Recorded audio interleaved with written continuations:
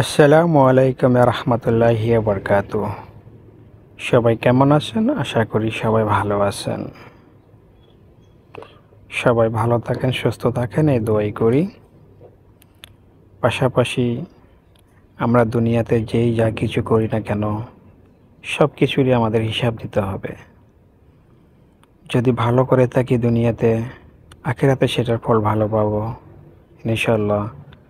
আর যদি খারাপ করে থাকি, সেটার শাস্তি তো অবশ্যই পাবো।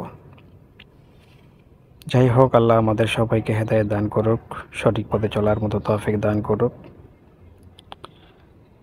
যেরকম সূরা ইয়াসিনের একটি আয়াত হলো 65।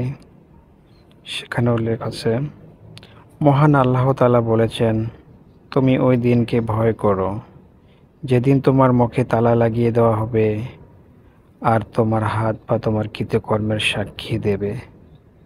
সূরা ইয়াসিন আয়াত 65।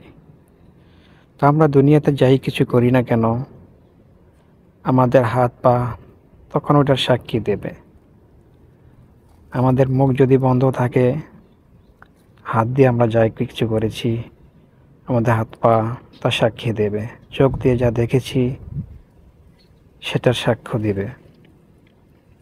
তো সেখানে কোনো কিছুই গোপন থাকবে না, কারণ আমরা যাই কিছু করি না কেন, আল্লাহ তাআলা সব কিছু জানেন এবং দেখেন। তাই সবাই চেষ্টা করো 5 ওয়াক্ত নামাজ পড়ার জন্য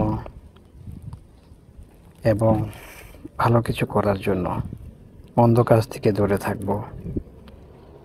তো আল্লাহ আমাদের সবাইকে হেদায়েত দান করুক।